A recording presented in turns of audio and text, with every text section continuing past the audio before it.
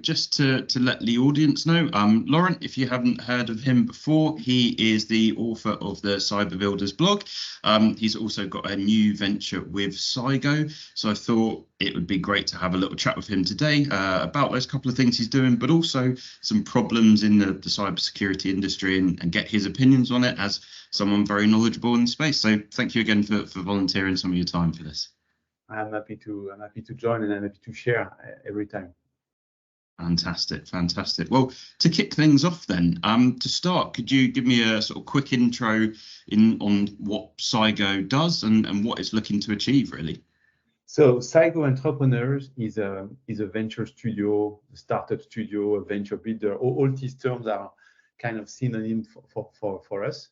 So what we do is we look for problems to solve in the cybersecurity space with our club, our community around us. So we are discussing with tons of security practitioners, SOC analysts, risk analysts, CISO in various organizations, in small, medium, large corporation, at system integrators, at managed service security provider. So tons of various companies, and we hunt problems.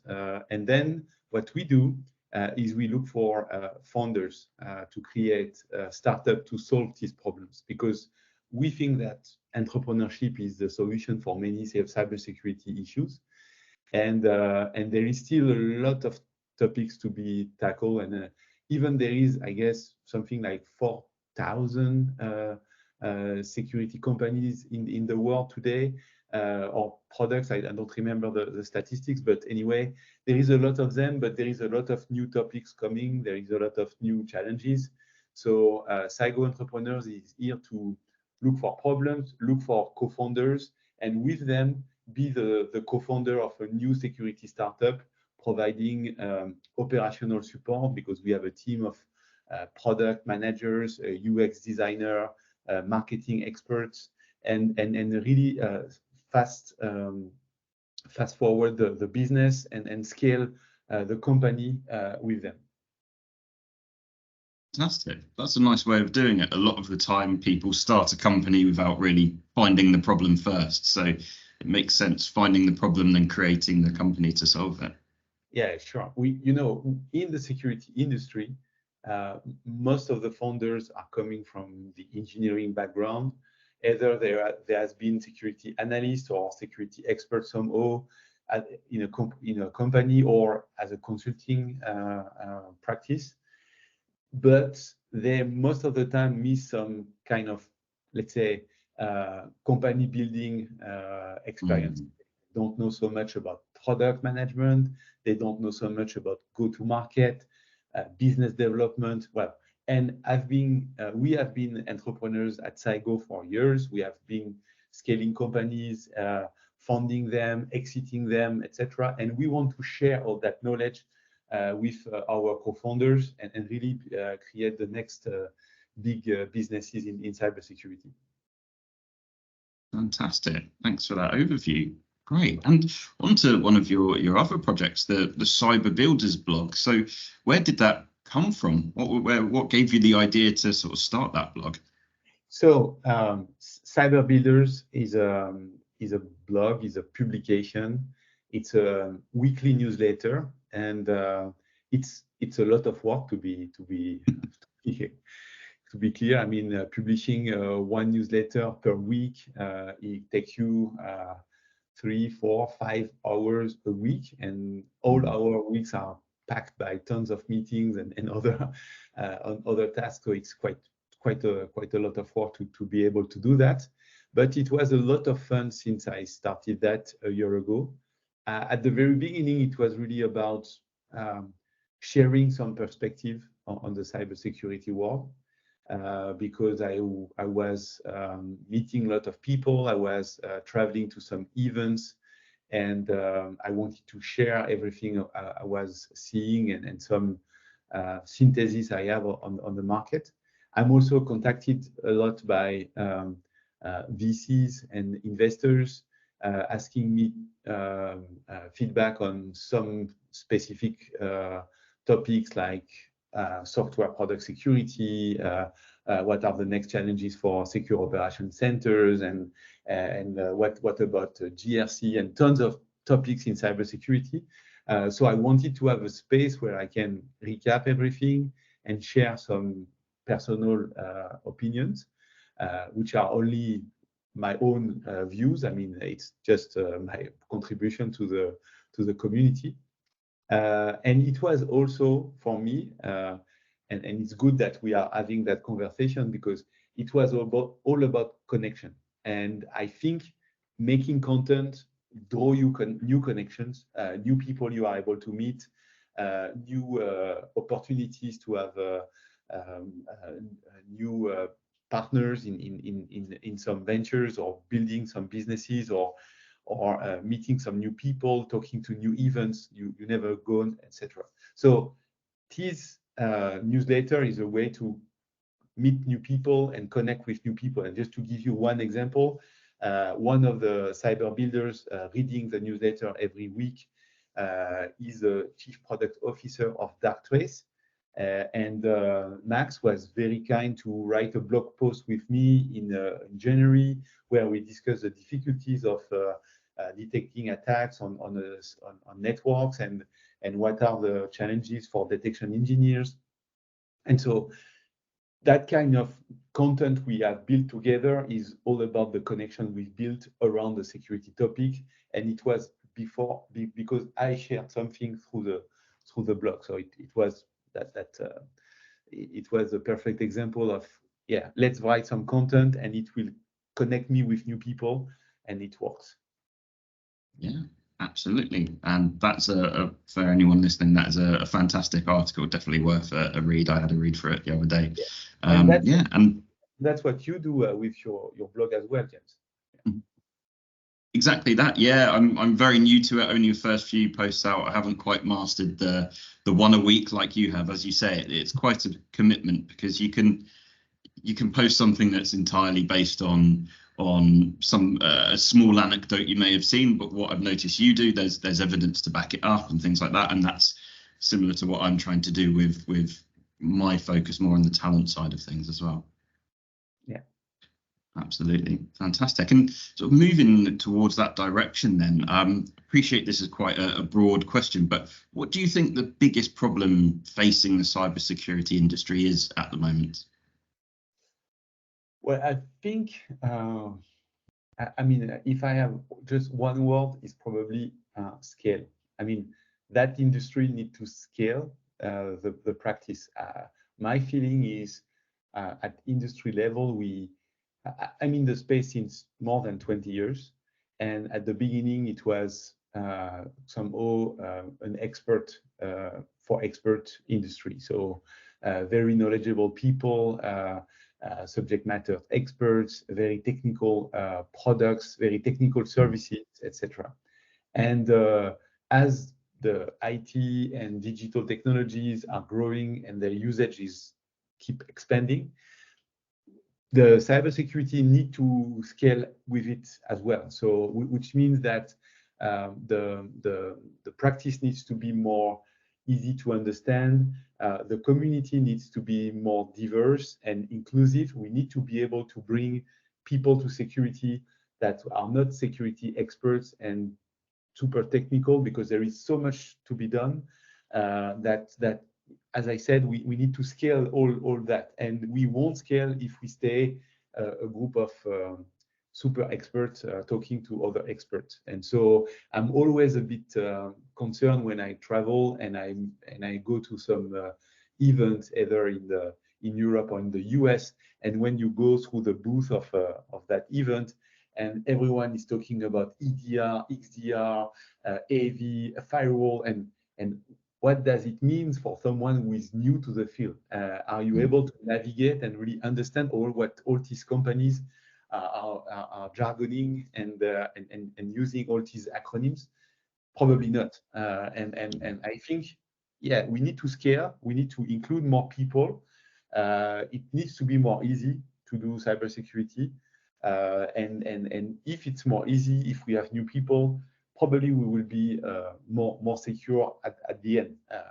Because today, we are still, if you look at numbers of attacks and the cybercrime economy, some people are saying that it's $10 trillion, $10,000 billion.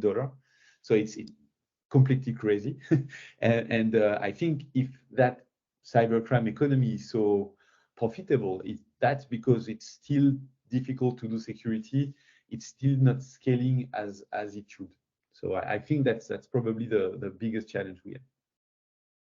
Absolutely, I totally agree. And the statistic that the cybercrime economy would be one of the top economies in the world if it was its own country is just blows my mind, the amount that's out there. But yeah, absolutely, some real scale needs to be had to combat that. Fantastic. And then part of the scale problem that a lot of companies comes down to talent, at least from my perspective. So what would you recommend to teams that are looking to attract and then more importantly retain cyber talent at the moment? Well, that's a big challenge because your day job hiring is one of the toughest, I guess, in nowadays. And but it's not just security. I mean, it's all. I mean, any talent acquisition is complex nowadays. I used to hire a lot of software engineers and developers. It was also very difficult. I think you need to be very transparent in order to attract cybersecurity and in broader sense, technical people. You need to be very clear about what you expect, what would be the project they will work on, what would be their package, compensation, benefits, everything. And the way they will work with the other colleagues. I don't know what kind of management style the company has, OKR, agile, whatever the way it works.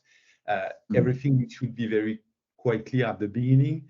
And if you say something, you need to stick to it at least for a couple of months or years, because if not, I think if there is a mismatch between what you said and what was your expectation and the way the whole company is behaving and the interaction between colleagues is doing on a daily basis, that creates some friction, that creates some misunderstanding, and people are unhappy, and ultimately they are going to leave. And so I was always very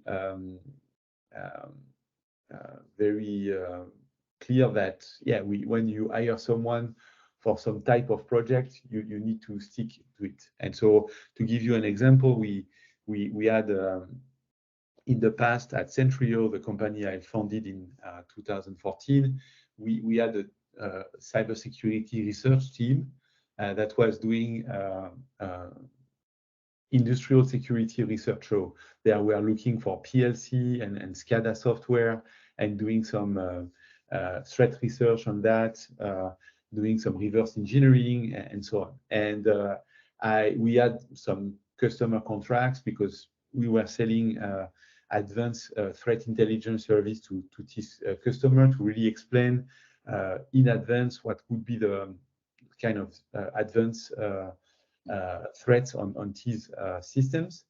And it implies doing some specific research on some specific devices the customer is owning, and he wanted to be ahead of the potential threat on his own installation and what he has deployed as the asset he has. And this customer contract stopped. And the guy who was the several guys we had hired to do some specific topics like reverse engineering and so on, we reallocate them to do some vulnerability tracking.